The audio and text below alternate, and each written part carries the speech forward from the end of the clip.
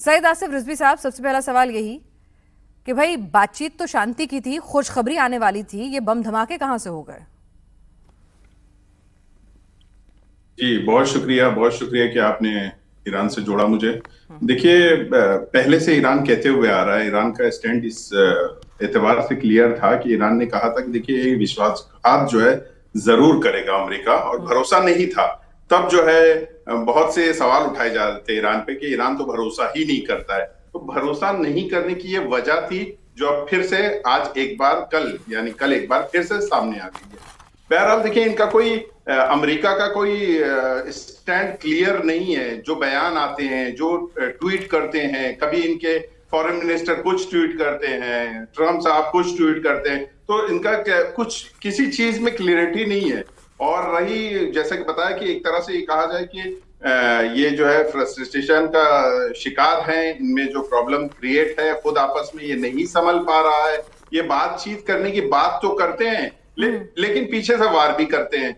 ये जो है इनका बहुत बड़ा ऐब है जो बार बार सामने आता है। 2 बार पहले भी हुआ, ये तीसरी बार चौथी बार आप गिन ले, चाहे जितनी बार काउंट करते रहेंगे ये होते रहेगा। प्रमीत मकोड़े साहब, पीस चाहिए या फिर पीस की आड़ में बड़ा हमला करना है? बार बार ये हो रहा है, कैसे करें भरोसा? अच्छी खबर कैसे आएगी? आप तो बड़ा युद्ध चाह रहे हैं।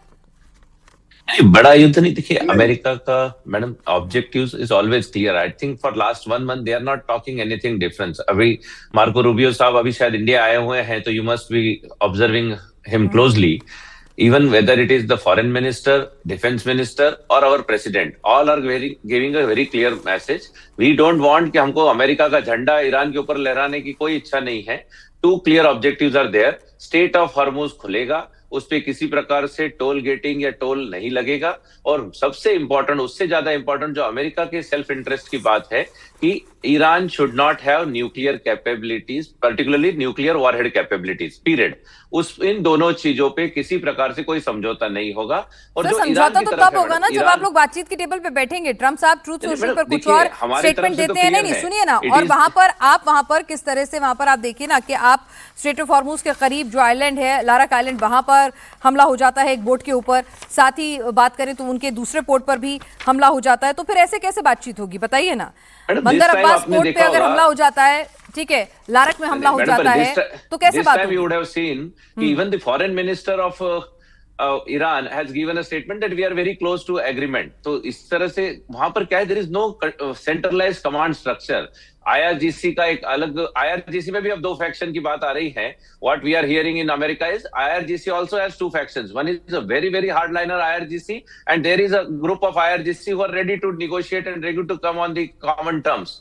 वहां की जो डिप्लोमेटिक चैनल्स हैं और वहां की जो सरकार है, जो फॉरेन मिनिस्टर वगैरह, वो तो डेफिनेटली चाह रहे हैं कि जल्द से जल्द MOU साइन हो या एग्रीमेंट साइन हो, सीज फायर या तो लंबे टर्म के हो या वॉर खत्म हो। It is particularly the IRGC and the hardcore elements of IRGC which are causing problem. ठीक है, यानी IRGC नहीं चाहता है शांति हो, ट्रम्प साहब तो पूरा चाहते हैं शांति। उनके पास कोई ऑप्शन भी नहीं दिख रहा है। आरजू, ट्रम्प साहब तो बहुत शांति प्रिय आदमी है, वो सुबह उठ के सोचते हैं शांति, फिर इतने में बम गिर जाता है ना। ये थोड़ा खूबसूरत इत्तेफाक हो जाता है। लेकिन भाई आप लोग फंस गए हैं। मुनीर साहब ने डील कराते कराते कैच 22 सिचुएशन मोल ले ली है। अब्राहम अकॉर्ड पे साइन करने पड़ेंगे। आरजू, आपकी आवाज अनम्यूट कर लें आप। हाँ जी, सॉरी। देखिए, वो तो हमारे जो डिफेंस मिनिस्टर साहब हैं, जिनकी ट्वीट्स पे अक्सर आप लोग बुरा मना जाते हैं, तो उन्होंने भी कहा है कि जी हम इसको एग्री नहीं करते और ना ही ऐसा होगा। लेकिन अभी फिलहाल तो खैर बाकी की जो गल्फ कंट्रीज हैं वो भी अब्राहम अकॉर्ड के लिए तैयार नहीं है। लेकिन पाकिस्तान इसमें, अगर ईरान और अमेरिका की टेंशन होती है तो उसमें पाकिस्तान ज़्यादातर इतना ही फंसेगा कि हम किसकी साइड पर ज़्यादा हैं और किसके साथ कम हैं। लेकिन ये ज़रूर है कि ईरान इतनी आसानी से मानता हुआ दिखाई नहीं दे रहा। जो डोनाल्ड ट्रंप रोज़ सुबह को उठकर और एक अपनी तरफ से स्टेटमेंट दे देते हैं या ट्वीट्स लगा देते हैं कि सब ठीक हो गया, उनकी हर बात मान ली गई है, उसके कुछ ही देर के बाद जो है ईरान हर बात से इनकार कर देता है। तो वो तो जब हम बीच में पड़े थे पीस टॉक, और उसमें तभी मैंने कहा था कि अगर ये कुछ गड़बड़ हुई तो डेफिनेटली पाकिस्तान के ऊपर भी नाम आएगा और कहा जाएगा कि जी अब आप क्या कर रहे हैं। लेकिन इस वक्त चीज़ें जो हैं वो काफ़ी सिचुएशन कॉम्प्लिकेटेड सी दिखाई दे रही है, और ऐसा नहीं लग रहा कि बहुत आसानी से इसमें से कोई भी निकल पाएगा। ना तो वो कंट्रीज जो लड़ रही हैं और ना ही वो कंट्री जो बार बार पीस टॉक की बात कर रही है।